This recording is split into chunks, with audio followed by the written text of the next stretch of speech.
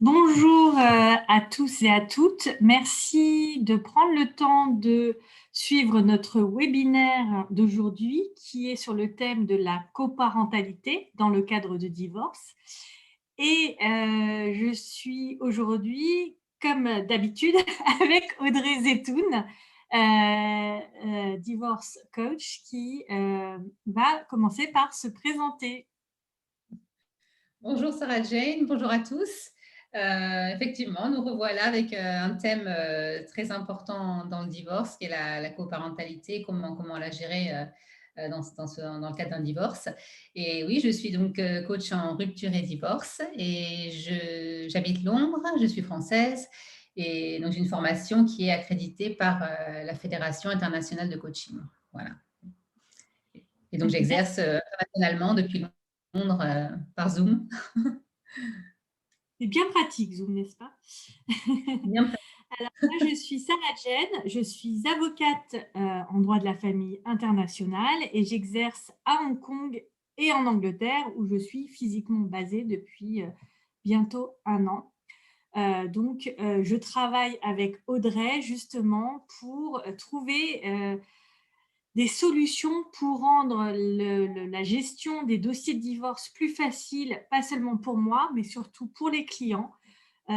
Trouver des solutions pour les accompagner émotionnellement et leur donner des outils pour avancer dans ces procédures qui sont parfois bien compliquées si en plus on n'arrive pas à gérer les aspects émotionnels qui sont attachés. Donc aujourd'hui, on va parler d'un sujet qui nous tient particulièrement à cœur, celui de la coparentalité. Excusez-moi, j'ai un petit problème de slide. Nous avons préparé un PowerPoint que nous vous communiquerons sur demande, si vous le souhaitez. Mais nous n'allons pas l'afficher pendant le webinaire. Aujourd'hui, donc, la coparentalité, ce qui est important, parce que il y a plus d'un couple sur deux qui doit gérer des problèmes de coparentalité. Je parle de problèmes, mais on va essayer de le voir sous un côté plus positif aujourd'hui, puisque ce qui est important, et Audrey va vraiment nous donner des bons conseils pour gérer cette coparentalité, parce que on sait, la coparentalité, à partir du moment où vous avez des enfants, elle est inévitable dans un divorce. Souvent, on se dit, bah voilà, moi je veux divorcer, je veux plus rien avoir à faire avec elle ou lui, mais ça, ce n'est pas possible. Vous restez des parents, vous n'êtes plus mariés, vous n'êtes plus un couple, mais vous restez un couple parental, vous restez, comme vous le dira Audrey, une famille. Et vos enfants ont besoin de ça, ont besoin de se sentir rassurés dans tout le chamboulement ambiant. Ils ont besoin de repères, et ce repère, c'est ce couple parental, cette coparentalité. Donc, bien entendu, il y a des situations où ça va être plus facile que d'autres de la mettre en place, cette coparentalité. Mais ce qu'il faut vraiment garder à l'esprit, et je pense que ça va être le fil directeur, c'est une communication saine avec votre ex, une communication qui va passer par le fait de mettre de côté tous les différends que vous avez pour mettre en avant l'intérêt de vos enfants.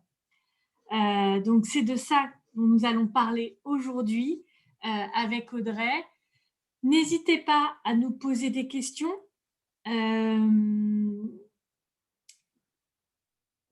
Soit dans le chat, soit lever la main. Enfin, vous pouvez enlever vos mutes pour poser des questions. Ça peut être, on est ravis quand c'est très interactif. Mais sinon, ne vous inquiétez pas, Audrey a plein de choses à nous dire aujourd'hui.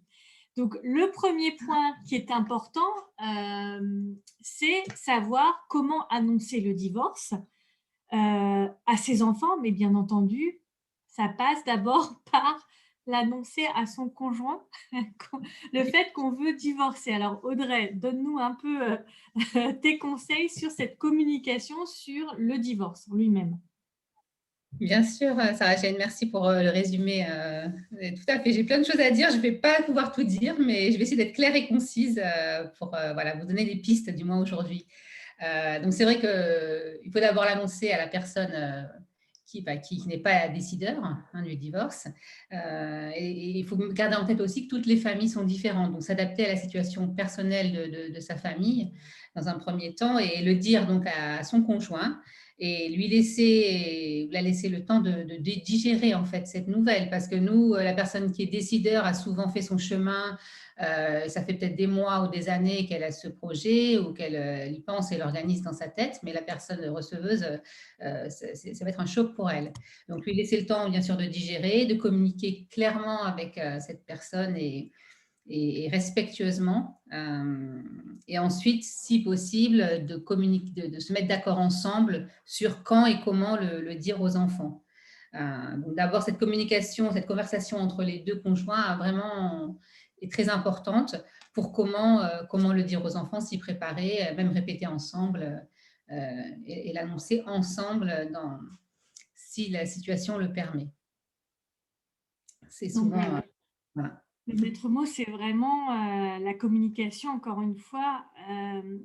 Alors, il y a beaucoup de gens qui vont vous dire, qui vont te dire, mais qu'est-ce qui se passe justement lorsque, et ça on entend souvent, il y a un des parents qui va l'annoncer aux enfants sans que les parents soient ensemble.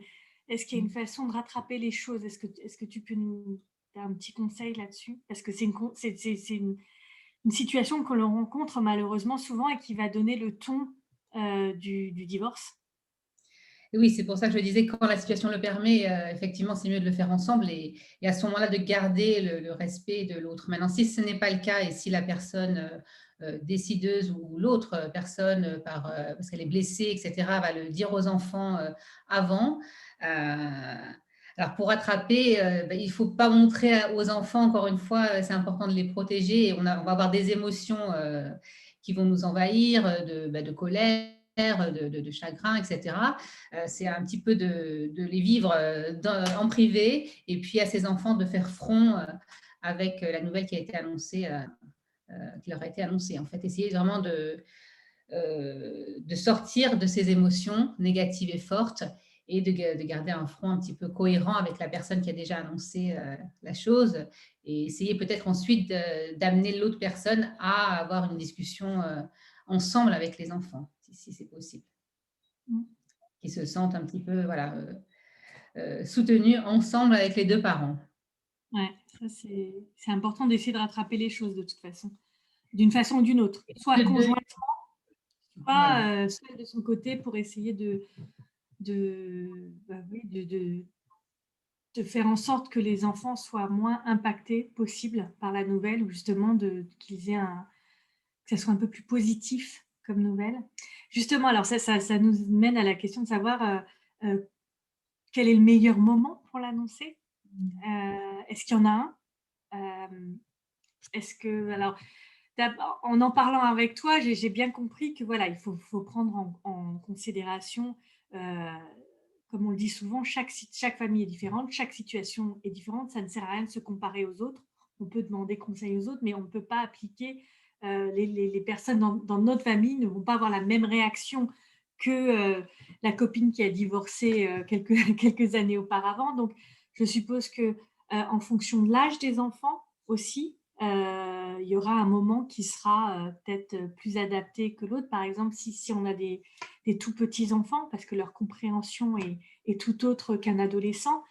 Et je pense, enfin moi, d'un point de vue de l'avocat, c'est vrai que j'ai plutôt tendance à dire à mes clients qu'il ne faut rien cacher à ses enfants parce que de toute façon, ils ressentent toujours qu'il y a quelque chose qui ne va pas. Mais toi, tu vas un peu nuancer mon propos en nous donnant concrètement des solutions au cas par cas, hein, selon l'âge des enfants.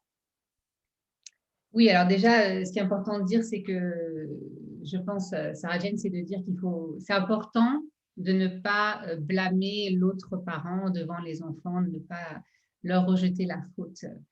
Ce qui est difficile, hein, quand voilà, on est en colère, on a toutes ces émotions négatives et c'est important de ne pas rejeter la faute, surtout quand les parents l'annoncent sans nous le dire ou avant nous Voilà, donc essayer. Et bon, évidemment, on peut se faire aider. Hein. Bon, je suis coach, il y a d'autres personnes, mais c'est bien aussi de se faire aider dans cette communication et comment réagir à ces nouvelles fortes. Donc, et pour les enfants, c'est pareil. Donc, selon leur âge, euh, s'ils sont petits, par exemple, s'ils sont plus jeunes, il vaut mieux les protéger et leur annoncer les changements juste avant qu'ils aient lieu, pas trop en amont, pour qu'ils digèrent la nouvelle, mais sans qu'ils aient des semaines ou des mois avant que le changement ait lieu, par exemple le départ d'un des parents, le déménagement, etc. Donc, qu'ils restent protégés de ça et aussi qu'il n'ait pas, voilà, ne leur donnez pas trop de temps, en fait. Parce que si la nouvelle a lieu maintenant, peut-être que le changement n'aura lieu que dans 3 mois. Donc, c'est bien de garder ce temps et de leur dire qu'un petit peu avant le changement. En revanche, si vous avez des ados, c'est plus compliqué dans le sens où bon, ils vont être très conscients de ce qui se passe, beaucoup plus qu'un enfant. Et là, en revanche, il vaut mieux leur dire le plus tôt possible pour qu'ils aient le temps de digérer l'information et de se sentir vraiment à part entière dans ce qui se passe dans la famille, puisqu'ils sont assez grands pour le comprendre et sans que vous leur en parlez. Donc, ne pas cacher aux enfants, évidemment, dans les deux cas, parce que les enfants sentent, les plus petits, sans leur donner trop de détails. Dans les deux cas, vous n'allez pas leur dire qui est la faute, pourquoi vous divorcez. Ce n'est pas nécessaire, mais leur donner un cadre clair, une information claire, c'est déjà pas mal. Voilà. Je pense que ça, c'est très important. Enfin, les deux choses à retenir, moi, ce que je retiens, c'est donc ne rien cacher, s'adapter justement à l'âge des enfants et également ne pas mettre le blâme sur l'autre, vraiment rester positif et ne bien indiquer que c'est la faute de personne en particulier. Et ça, c'est très important parce que moi, je le retrouve beaucoup justement dans la gestion de mes dossiers, cette histoire de reproche à l'autre. On a beau se dire qu'il ne faut pas le faire devant les enfants, bah, des fois, quand on est à bout, difficile de ne pas le faire. Donc vraiment, le garder, s'il y a une chose à garder à l'esprit, c'est ça, parce que ça va aider justement en rentrant dans le vif du sujet, comment gérer la coparentalité. À mon sens, c'est cette histoire de reproche qu'il faut s'empêcher de faire à tout prix. Oui, puis les rassurer aussi, voilà, les reproches et rassurer l'enfant dans que sa routine ne va pas changer. Peut-être essayer de ne pas changer sa routine dans les prochaines semaines ou mois. Bien sûr, ça peut évoluer selon les situations, comme on disait, si un des conjoints est amené à rentrer, changer de pays ou déménager. Mais essayer de leur garder, les rassurer qu'ils sont toujours un papa et une maman, qu'ils gardent leur routine, leurs amis, leur école. Voilà, donc ça, c'est important. Puis de mettre l'aspect, comme tu disais, Sarah Jane, sur le positif pour eux aussi, pour les plus petits, par exemple, qu'ils auront 2 chambres, de Noël, enfin, c'est des détails, mais c'est vrai que bon, c'est bien aussi de leur rappeler un petit peu qu'est-ce qui va changer, mais ce sera le positif en fait de cette nouvelle situation. Donc les rassurer. Ce qu'on voit souvent dans les films, c'est maman et papa t'aimeront toujours. C'est un peu cliché, voilà. Voilà, c'est ce qu'on entend souvent. Et en fait, c'est quand même le b.a.-ba. C'est vraiment que l'enfant. Alors, moi, je trouve que ça va dans les deux sens. C'est-à-dire, papa et maman t'aimeront toujours, mais ils ont aussi toujours besoin de ses limites. Et c'est pas parce qu'on divorce que tu vas avoir le droit à tout non plus. C'est aussi important de garder les mêmes limites, les mêmes principes d'éducation. Alors, si déjà, enfin, c'est vrai que c'est pas évident si les raisons pour lesquelles vous divorcez sont aussi parce que vous n'êtes pas sur la même longueur d'onde, ça peut être compliqué. Mais justement, l'idée, c'est vraiment rassurer, garder le même cadre dans la mesure du possible.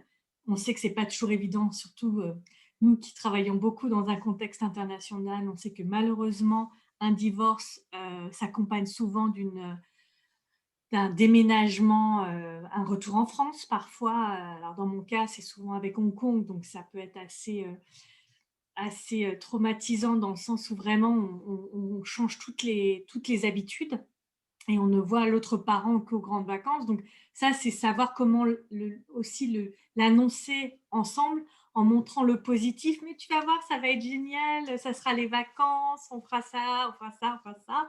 Donc c'est toujours ce côté positif. Euh, Et l'autre chose dont tu vas parler, donc, c'est cette histoire de plan de coparentalité. Parce Mm. que moi, je trouve que même quand le couple ne s'entend pas, il peut quand même réussir à se mettre d'accord sur, on arrive vers le b.a.-ba dans un divorce, c'est où réside l'enfant, quelles sont les modalités, est-ce que c'est une résidence alternée ou pas, quelles sont les modalités d'exercice du droit de visite pour l'autre parent. Ça, déjà, on arrive en général à s'entendre parce qu'on a des modèles. On sait que voilà, un week-end sur deux ou la moitié des vacances. Donc ça, on sait faire à peu près. Je ne dis pas qu'en pratique, c'est toujours évident. Donc, c'est une histoire de compromis parce que, par exemple, moi, je le vois beaucoup avec Hong Kong, on a l'histoire de quelles sont les vacances locales. Par exemple, à Hong Kong, ce qui est très important, c'est le Nouvel An chinois, euh, qui pour certains parents, si le parent est hongkongais, ça sera plus important que Noël, par exemple. Donc, on arrive à faire des compromis de ce type-là. Euh, Est-ce que tu peux nous en dire plus justement sur ce plan de coparentalité que j'ai découvert avec toi d'ailleurs? Oui, alors c'est vrai que c'est une idée pour que la gestion se passe au mieux et que chaque parent sache exactement dans toutes les circonstances qu'ils aient déjà négocié en fait entre eux. Déjà, les questions à se poser, c'est quelle était l'organisation avant le divorce peut-être, et si on peut continuer ça, si un des deux parents avait gardé l'enfant plus souvent, si un des deux parents travaille beaucoup, voyage, comment est-ce qu'on va garder la même continualité. Donc pour l'enfant, ce serait peut-être l'idéal. Et c'est vrai que des fois, ce qui est important, c'est que un des deux parents va devoir faire un compromis peut-être, et c'est souvent une situation qu'il a du mal à accepter. Mais c'est bien de garder en tête le bien-être de l'enfant. Parce que des années d'acrimonie, etc., peuvent être vraiment dommageables pour l'enfant. Donc, se mettre d'accord avec ce plan de coparentalité, c'est vraiment un moyen de traverser chaque question, la garde à Noël, la babysitter qui va s'en occuper, ou si un des grands-parents veut voir l'enfant, si justement la semaine prochaine, vous ne pouvez pas prendre l'enfant, vous avez un empêchement, qu'est-ce qui va se passer? Donc, si on met tout ça en place, tous ces petits détails, les occasions spéciales, comment voir la famille éloignée, les amis de l'un et de l'autre, et comment communiquer entre vous au sujet des enfants. Ça aussi, c'est important, par email, par WhatsApp. En fait, comment rester en contact aussi avec l'enfant quand il n'est pas avec vous. Voilà, tout ce genre de choses. Souvent, on est devant la situation et c'est à ce moment-là qu'on pense qu'est-ce qu'on va faire. C'est la dispute qui éclate. Tandis que si on essaie en amont d'écouter l'autre aussi, et de voir ce qui est important pour l'autre, ce qui est important pour nous, et de mettre en place ce plan en pensant à toutes les situations possibles, c'est vrai que ça peut aider beaucoup pour la suite, pour que les enfants se sentent bien, contents d'aller chez l'un chez l'autre, sans qu'ils se sentent coupables, sans qu'ils sentent qu'ils ne peuvent pas raconter ce qui s'est passé, et que ce soit fluide pour eux, qu'ils ne sentent pas ces tensions. Il y en aura entre vous, mais si vous avez déjà un plan à lire, c'est déjà plus facile pour communiquer ensuite. Alors, je suppose que ce plan peut évoluer, justement. C'est bien d'essayer d'envisager toutes les possibilités dès le départ. C'est ce que nous, on essaye de faire d'un point de vue légal. Mais on sait toujours qu'il y a des choses auxquelles on n'a pas pensé. Donc, je suppose qu'on peut le remettre à plat. Je pense qu'il est aussi important d'indiquer que si, parce que moi, c'est souvent le cas, si il y a un malentendu, si les choses ne se passent pas comme on l'avait prévu dans le plan, il ne faut pas tout de suite tout renier. Je pense que c'est vraiment le fait de pouvoir réfléchir à mettre ce plan de coparentalité en place pourra être fait en parallèle, par exemple, avec une convention de divorce dans le cadre d'un consentement mutuel ou pas. Ça peut très bien aussi se mettre en place dans le cadre d'un divorce contentieux, justement, et qui va peut-être permettre d'aider d'avancer plus facilement vers un accord. Mais je pense que c'est très important de se dire, comme tu disais, l'écoute. C'est très, très important. Mais comme je te le faisais remarquer lors de nos conversations, moi, souvent, mes clients vont me dire, mais lui ne m'écoute pas, pourquoi moi je l'écouterais? Et j'avais beaucoup apprécié ta réponse.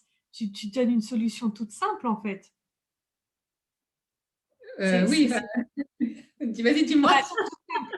Non, mais toute simple. Tu as ces outils pour justement dire, C'est pas parce Oui, que l'autre ne t'écoute pas, mais justement, ce que tu me disais, excuse-moi, je t'ai prise un peu de court, c'est de dire, bah, justement, quand l'autre va voir que tu l'écoutes, ah oui, eh bien bien, sûr. il va avoir tendance à t'écouter également. Oui, Et en ça, fait, j'ai trouvé ça très, très intéressant parce que c'est vrai, c'est des outils qu'on peut mettre en place tout simple de communication. Et je trouve parce que c'est vrai que ce plan de coparentalité, il a l'air idéal. Mais on sait très bien en pratique quand on est en train enfin moi, quand je suis face à mes clients, euh, arriver à s'entendre sur des choses toutes simples. Non, mais moi, le vendredi soir, ça m'arrange pas. Je préfère qu'ils viennent le samedi matin. Oui, mais moi, le samedi matin. Voilà, c'est des choses très pratiques qui peuvent très vite. bien sûr. Euh, enfin, il y a beaucoup de choses qui vont pas aller. Résultat, on va pas obtenir un accord. Donc, c'est vrai qu'il faut prendre son temps pour le faire, cet accord. Il faut vraiment écouter l'autre, comme tu le disais. Alors, la première fois, on va juste l'entendre. On va peut-être pas l'écouter.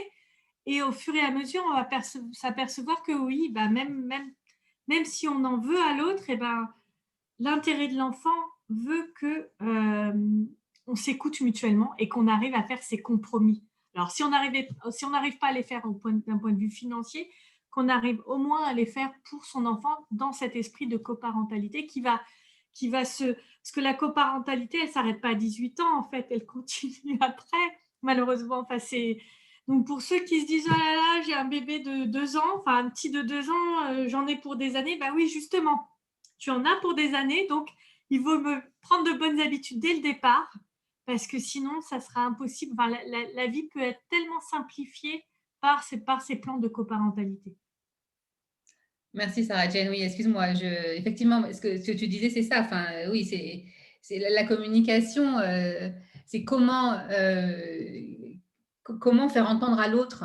Mais avant, c'est lui montrer qu'on a entendu ce qu'il a dit. C'est important. Et ensuite changer notre façon de communiquer. Donc ça, en coaching, on fait beaucoup ce genre d'exercice. On fait des jeux de rôle. On part aussi de la situation, du résultat qu'on veut avoir. Dans la discussion avec son ex, par exemple, sur les enfants ou autres, et on essaie de mettre en place des techniques pour que la communication soit plus fluide et qu'on arrive au résultat voulu. C'est pas toujours de gagner contre, c'est aussi que la situation soit la meilleure pour les enfants. Et donc pour ça, il faut regarder voilà, ce que pense l'autre, ce que veut l'autre, ce qu'on veut nous. Peut-être qu'on peut compromettre, avoir un compromis sur différentes choses. Et nos valeurs sont peut-être différentes si on divorce. Voilà, donc comment concilier tout ça, voilà, il y a différentes techniques, c'est effectivement en coaching pour qu'on entende l'autre et qu'il se sente entendu et donc nous écoute à notre tour. Donc ça, oui, c'est partie de la communication. Je crois qu'on a quelque chose dans le chat. Je ne sais pas. Alors, on a une question. Je suis dans la situation où nous refusons le divorce pour éviter la séparation Parler. à notre enfant. Justement, c'est un des points qu'on va aborder. On peut peut-être l'aborder tout de suite. Audrey, qu'est-ce que tu Oui, en on peut penses? l'aborder tout de suite. Alors, Justement. c'est revenu souvent. Je sais pas, toi, peut-être quand des personnes viennent te consulter, te voir.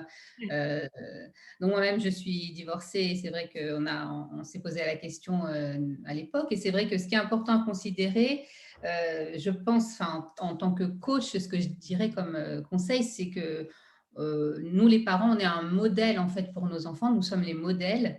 Et ce qu'ils apprennent de nous, c'est c'est ce qu'on fait, c'est comment on réagit aux choses, c'est pas ce qu'on va dire. Et donc, qu'est-ce qu'ils vont apprendre de nous si on reste ensemble sur l'amour, le mariage, l'entente, comment traiter quelqu'un dans une relation, les limites aussi, quels sont les comportements acceptables ou non dans une relation.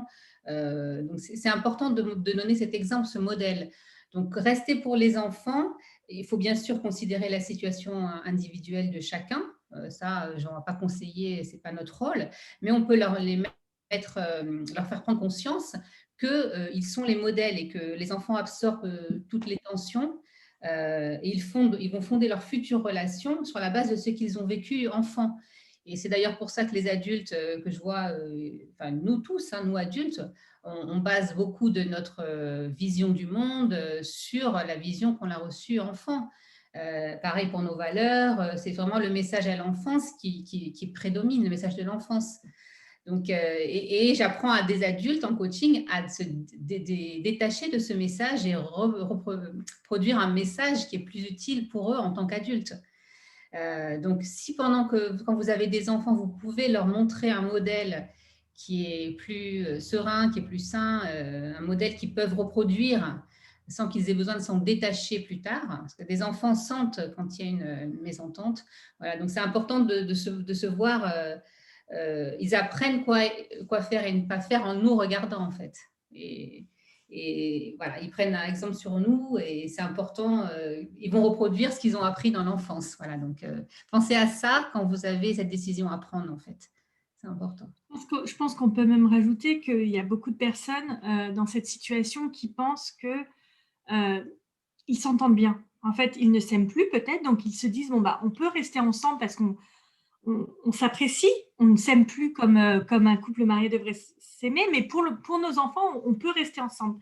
On a l'impression qu'on peut, mais en réalité, les enfants sentent quand même qu'il y a quelque chose qui ne va pas, que les parents ne sont pas heureux comme ils devraient l'être, parce que vous allez vous oublier en faisant ça. Enfin, là, je sors de mon rôle d'avocate, mais c'est ce que j'essaie de faire comprendre à mes clients souvent quand ils viennent me voir, parce que moi, je ne peux pas avancer dans une procédure de divorce.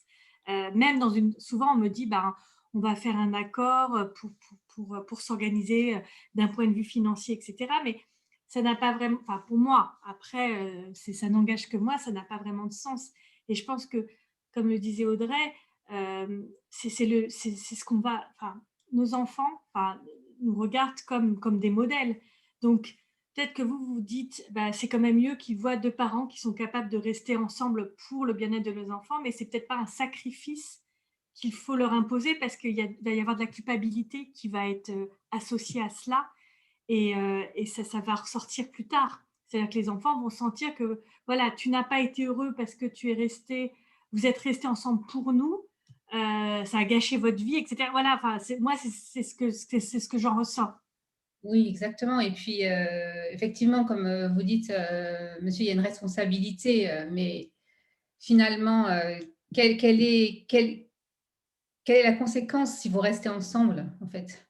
Et quel est le positif, quel est le négatif? Et quelle est, en fait, la conséquence si vous ne restez plus ensemble? Quel sera le négatif? Quel sera le positif? Donc, il y aura certainement un négatif à court terme, mais peut-être qu'à long terme, vous allez tous les deux vous épanouir dans une autre vie, une vie différente, et vos enfants vont pouvoir avoir cette image d'un papa épanoui, heureux dans sa vie, qui est bien dans sa peau, qui pourra donc s'occuper de ses enfants de façon plus sereine, plus heureuse.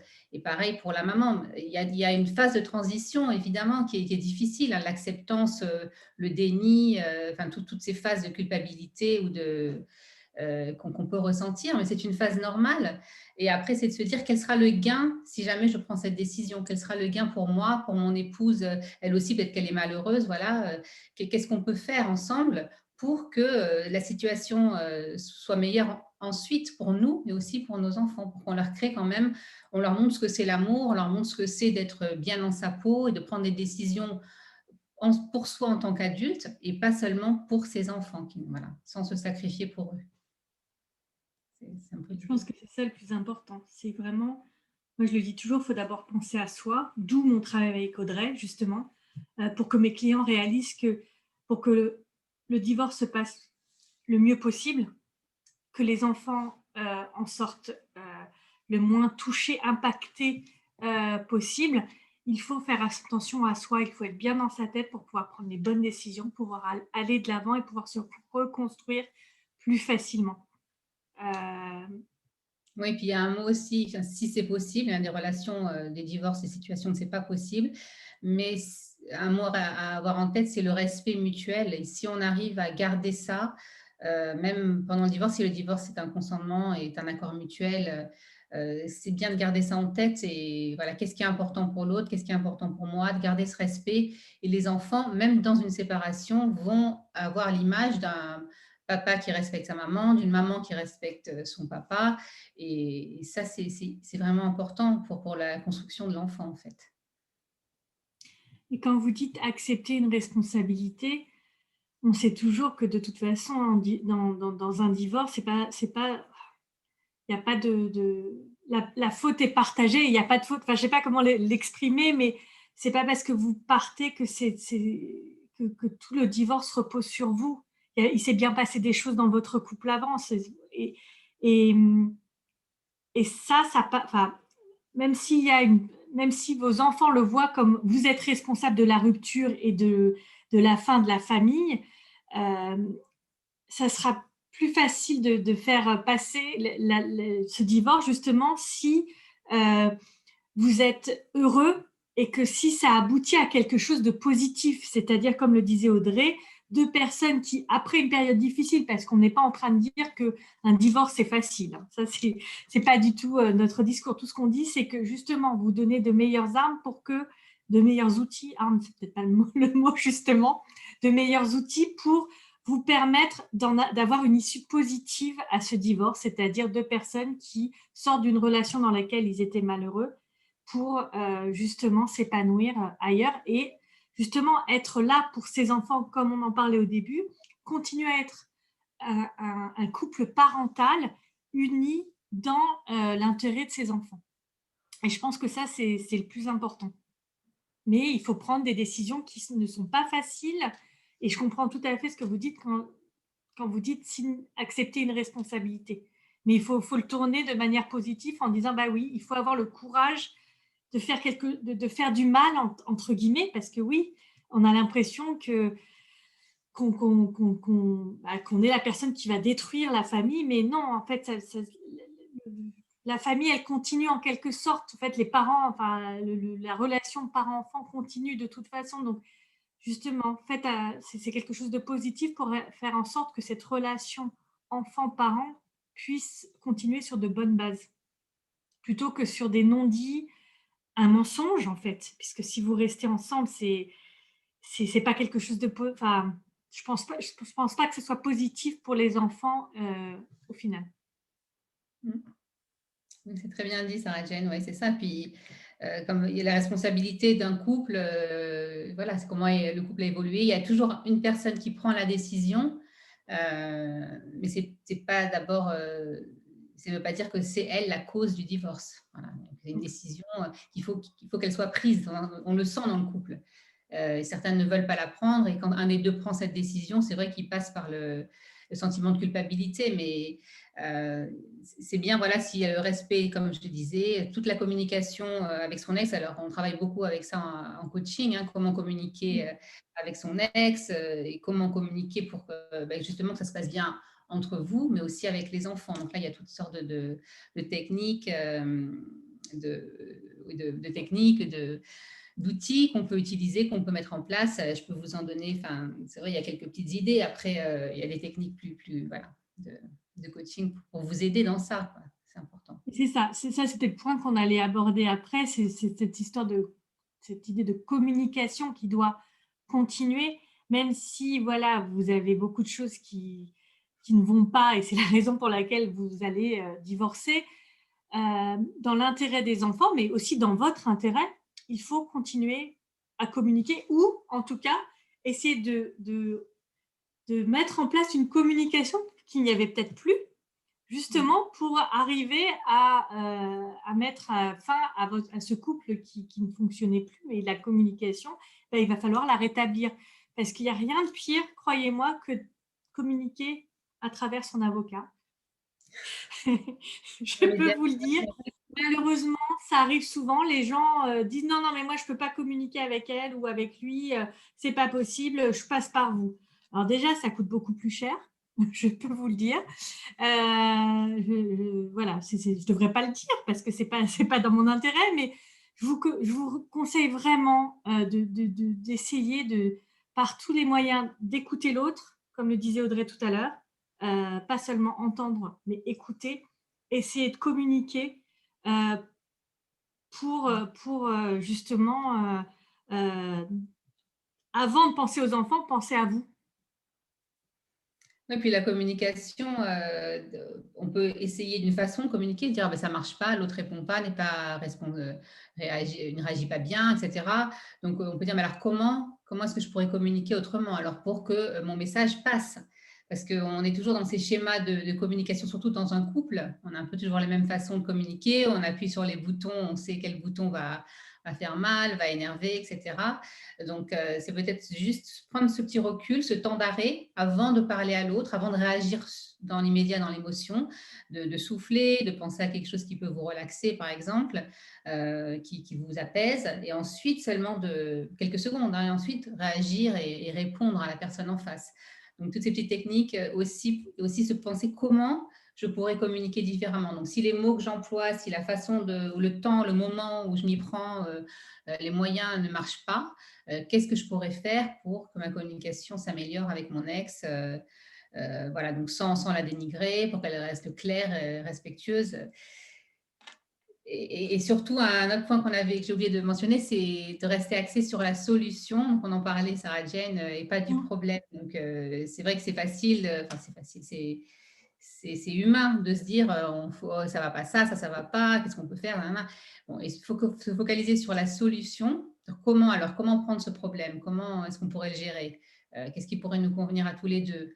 Qu'est-ce qui seraient les conséquences d'une solution, de l'autre, un positif, le négatif? Voilà, donc c'est un peu d'être dans cette situation de respect et d'entente dans le calme, ce qui est difficile. Mais voilà, il y a des techniques aussi pour aider à ça. Et puis surtout, se projeter dans l'avenir un petit peu, parce que ce que vous construisez maintenant dans ce divorce, la façon dont ce divorce va avoir lieu, va impacter sur votre avenir, vos décisions, etc. Donc, essayez de se projeter. L'organisation avec les enfants va certainement changer. Si là, ils sont petits, ils vont grandir. Donc, comme on parlait du plan de coparentalité, il va pouvoir évoluer. Mais pareil, pensez un petit peu à essayer de vous projeter. Voilà, et à de vous défaire un petit peu des règles de la société, de vos croyances, surmonter vos doutes un petit peu à ce moment-là, essayer de vous projeter dans 6 mois, dans 2 ans, dans 5 ans, et d'établir un plan voilà, qui va dans ce sens, en fait, qui va dans le sens de ce que vous visualisez pour votre futur.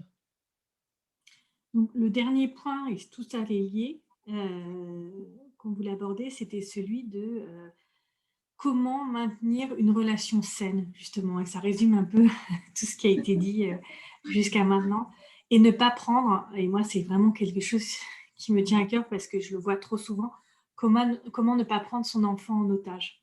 Parce que malgré soi, ça arrive, les parents, ils viennent toujours me voir en me disant, «De toute façon le plus important c'est notre enfant, on veut le préserver ou nos enfants». Hem et le discours revient souvent, mais on s'aperçoit que dans les faits, l'enfant est pris en otage entre les 2.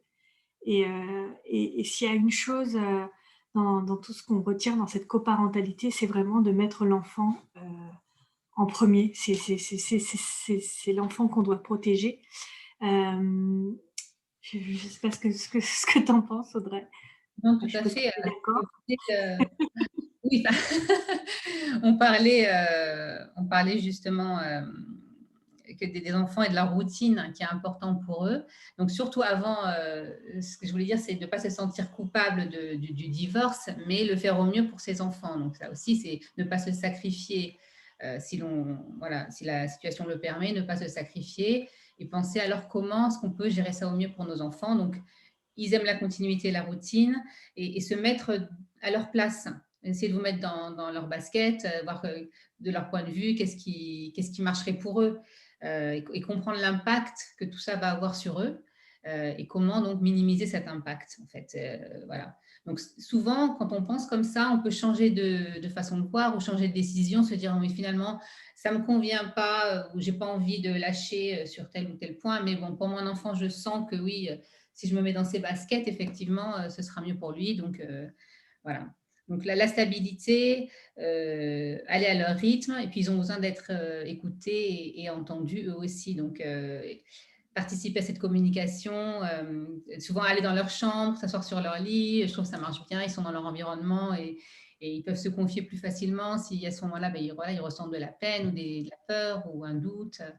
Garder cette communication en fait avec eux. Euh, voilà, et puis à s'entourer avec les autres personnes qui sont autour d'eux, comme on avait dit, C'est ça. avec Ouais. l'école, avec les proches. Peut-être que dans le cas d'un ado, un autre adulte sera plus à même de recevoir les doutes de l'ado. Il a envie peut-être de se confier à quelqu'un d'autre, un autre adulte dans la famille ou autour de la famille. Et dans le cadre d'un enfant plus jeune, avec les enseignants à l'école et toute la nanny, la babysitter, enfin toute cette structure en fait autour d'eux qui permet aussi de veiller à ce que l'enfant n'a pas un changement de comportement, etc. Donc avoir son support, sa bulle en fait de protection autour de l'enfant à travers tous ces adultes qui gravitent autour d'eux et pour nous mettre en alerte en fait si quelque chose n'allait pas. Voilà.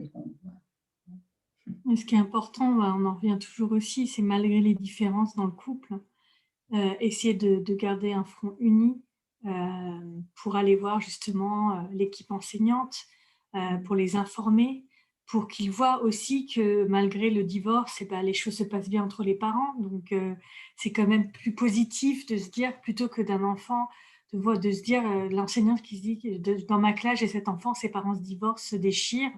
Euh, Oh, moi, j'ai pas envie de gérer ça. Enfin, il y a quand même un sentiment assez humain de la part des enseignants de se dire qu'ils n'ont pas, en plus de leur charge de travail, de devoir gérer une situation de divorce conflictuel avec un enfant en bas âge.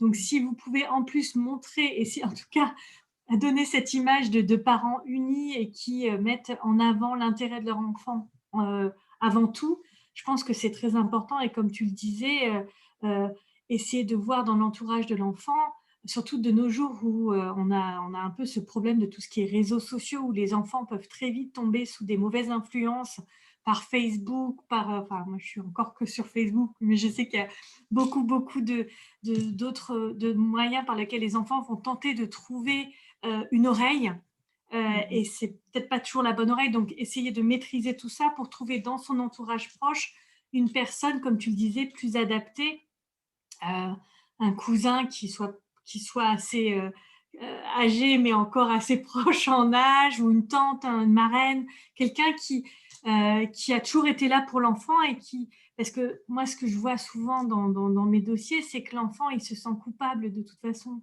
quoi qu'il arrive, même quand les parents s'entendent bien et que par conséquent, l'enfant ne va pas vouloir se confier à ses parents parce que, il va penser il trahit l'autre parent s'il se confie à l'un des parents, ou il ne va pas vouloir rajouter à la peine des parents en exprimant sa peine. Donc, comme tu le disais, essayer de voir qui dans l'entourage peut apporter ce soutien aux enfants. Et quand vous en avez plusieurs, c'est souvent des personnes différentes également, puisque un enfant ne va pas avoir les mêmes affinités avec les mêmes personnes. Donc, très important cette question de cette relation saine parce que quoi qu'il arrive, l'enfant, il est pris en otage. On le voit souvent parce que on va lui demander avec qui il veut vivre. Euh, quand les parents se disputent sur un droit de visite ou d'hébergement, il va dire non mais c'est pas grave, je vais pas aller chez maman ce week-end parce que c'est trop compliqué. Voilà, ils vont prendre sur eux. Donc si vous arrivez malgré tout à garder cette relation de communication dont on parle depuis le début avec votre ex, ça aidera à maintenir cette relation saine euh, dans le couple et avec l'enfant. Oui, puis Sarah Jane, si je peux rajouter juste quelque chose dont on avait parlé aussi, c'est la routine avec votre enfant va changer. Enfin, vous n'avez plus avoir la même relation quand vous êtes parent seul, quand l'enfant vient chez vous, quand il va chez l'autre. Donc, c'est important de se dire que peut-être que la routine familiale classique telle que vous la connaissiez jusqu'à maintenant ne va plus exister, mais c'est un moment, une opportunité en fait de recréer une autre routine, d'autres plaisirs avec votre ou vos enfants. Par exemple, je ne sais pas, un loisir à partager ensemble, un nouveau loisir à apprendre, le tennis ou autre, enfin, ou alors établir une routine un petit peu sympa dans la semaine, aller prendre une glace, voir un film sur le canapé, faire un pizza canapé, enfin, ce genre de petites choses qui font que quand ils viennent vous voir ou chez la personne à qui ils restent pendant la semaine, aussi, il y a ce petit moment un petit peu de connivence, de recréer un autre moment qu'ils n'avaient pas avant et ça leur donne du plaisir, voilà, quelque chose pour laquelle ils ont envie, ils se sentent bien en fait. Oui. Donc, ça aussi, c'est important de recréer sa propre routine, sa propre communication avec son enfant. Et puis, donc, c'est ça qui est magnifique, c'est qu'on peut s'adapter et on peut recréer quelque chose de magique avec son enfant, une autre communication et une autre connivence. Donc, sur le point positif. Ouais, ouais. Alors, pour résumer tout ce qu'on a dit, justement, comment gérer la coparentalité, moi, du point de vue de l'avocate, ce que je retire de tout ce que tu as dit, Audrey, et qui va aider mes clients, c'est vraiment cette idée de communication. Alors, c'est important pour moi, mais aussi l'idée qu'il faut toujours chercher la solution, et ça s'applique à mon métier également. C'est-à-dire qu'on doit trouver une solution, et quand on se retrouve euh, bloqué, alors moi l'exemple que je donne toujours, c'est sur cette histoire de résidence alternée.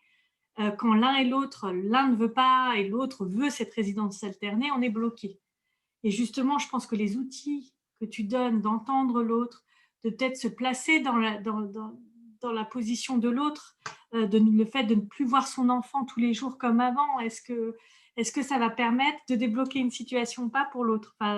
Et je pense que les outils que tu peux conseiller aux personnes qui viennent faire ce travail de coaching dans le cadre du divorce vont beaucoup m'aider, moi, dans ma gestion de mes dossiers au quotidien, parce qu'on se retrouve, tout ce qu'il y a en pratique ont des répercussions sur la gestion du divorce. Je ne sais pas quels sont tes mots, toi, ce que si Oui, tu devais non, résumer, c'est tu as ça. bien résumé, Sarah Jane, effectivement. Et je pense que ce qu'il faut se dire, ce qui est important de se dire, c'est qu'on apprend tous les jours et qu'on va gérer d'une façon, on va voir si ça ne marche pas, les décisions ne sont pas immuables. On peut se dire, on essaye hein, cette façon de garde, cette garde alternée, et puis on voit. Je veux dire, si on peut communiquer dans ce sens et ne pas se bloquer en disant on essaye et on voit, c'est sûr qu'on peut réviser voilà, quand les enfants sont plus grands ou quand si ça ne marche pas. Et le dernier mot de la fin, si je puis dire, c'est vrai que le divorce, c'est une expérience très traumatisante, hein, autant que la mort d'un proche, où c'est vraiment sous-estimé souvent, comment, enfin, tu le vois bien, Sarah Jane, dans ton cabinet, c'est le voir comme une opportunité un petit peu de repenser sa vie, comme vous le souhaitez, un petit peu de repenser qui on est vraiment, qu'est-ce qui nous anime, et de savoir que oui, c'est vrai qu'il y a ce tunnel un petit peu noir dans lequel on va passer, mais qu'au bout du tunnel, il y a de la lumière, et il y a des gens qui peuvent vous aider. Vous avez aussi les ressources en vous parce que pour y arriver, et il faut avoir confiance en soi, en ses ressources, et c'est le plus important. Voilà. Merci Audrey, c'est vraiment, ces webinaires que nous faisons ensemble, je trouve, sont vraiment très intéressants et très enrichissants. Moi, ça me permet de voir les choses sous un autre angle, puisque je suis un peu enfermée dans ma pratique. Il est vrai que c'est pas toujours évident. Je ne sais pas si vous avez des questions, n'hésitez pas à les poser. Sinon, on va terminer ce webinaire qui a été assez long quand même. Je ne sais pas si Audrey, tu veux présenter pour finir tes services vite fait pour dire comment ça fonctionne. Bien sûr. Oui, donc comme le mentionne Sarah Jane, j'aide pendant les phases de divorce. Avant, bien sûr, si une personne ne sait pas si elle veut se séparer ou pas, on peut en discuter. Et là aussi, j'accompagne en fait dans la décision. C'est important de savoir, voilà. Pendant la phase de divorce, hein, donc tout ce qui est communication, reconstruction, décision importante, je travaille beaucoup avec des jeux de rôle, j'ai plein de techniques un peu pour se préparer à voir son avocat, à parler à son ex, à communiquer, et puis comprendre ce qui est important pour nous, ce qu'on peut lâcher et ce qu'on a besoin de garder en fait, parce qu'il ne faut pas faire tous les compromis non plus, bien sûr. Donc ça, on en discute. Et ensuite, la phase post-divorce, ou comment reconstruire sa vie, comment... voilà. Et ça aussi, c'est de construire sa vision du futur et en reprenant confiance, en cassant les idées reçues, les schémas, et savoir vraiment ce qui est important pour la personne et comment elle peut vivre sa vie, retrouver l'amour, retrouver voilà, quelque chose qui vraiment la rend heureuse. Donc, c'est un petit peu le but. Et pour ça, il y a tout un travail, une phase, et il ne faut pas être pressé de passer par toutes les étapes. Mais c'est voilà, un petit peu le travail que je fais. Donc, c'est vraiment un accompagnement Et voilà, sur plusieurs séances, 6 séances, 12 séances, sur 3 mois, 6 mois, voilà. Ah, Mais vous pouvez me super. contacter, enfin, voilà, on peut en discuter de façon très relax. Je peux vous en dire En plus, en fait. général, tu proposes quand même, justement pour expliquer plus en détail ce que tu fais, tu proposes une session d'introduction, non? Ou une demi-heure de... C'est ça que... Une demi-heure, ça va souvent jusqu'à l'heure. Mais c'est important d'avoir ce temps pour d'abord savoir si je peux vous aider, si vous sentez que je suis la bonne personne aussi pour vous, vous exposez votre situation, qu'on en parle, on discute et de voir comment je peux vous aider. Donc, c'est important, bien sûr, que dans les deux cas, on puisse savoir si c'est une vraie relation. C'est une teamwork, hein, c'est une relation d'équipe, en fait, le coach et son client. Hein. Je n'en sais pas plus que vous. Je ne suis pas votre mentor ou votre conseiller. Voilà, donc c'est important. Donc, il faut savoir si on peut travailler ensemble et bien sûr, l'appel est gratuit et on peut en discuter à ce moment-là. Voilà. Merci beaucoup, Régis. Oui, le couple, c'est très utile. Merci, on essaye d'apprendre mutuellement l'une de l'autre et j'avoue que ça marche bien, quoi, en fait. Hein. Ouais, j'en suis ravie de ces webinaires, moi aussi. J'apprends aussi beaucoup de choses grâce à Sarah Jane et j'espère qu'on vous communique ce qu'on sait et que ça vous aide un peu aussi, en fait, Avancer. à avancer. Voilà. Alors, merci beaucoup de nous avoir rejoints aujourd'hui. N'hésitez pas à nous contacter. J'avais mis nos coordonnées dans le chat. Et si vous souhaitez avoir le replay, n'hésitez pas à nous le demander. On peut vous envoyer nous avons enregistré ce webinaire et nous pouvons l'envoyer sur demande. Voilà. Eh bien, je vous souhaite une bonne fin de journée, un bon week-end de Pâques et bon courage pour la suite. Au revoir. Oui, au revoir.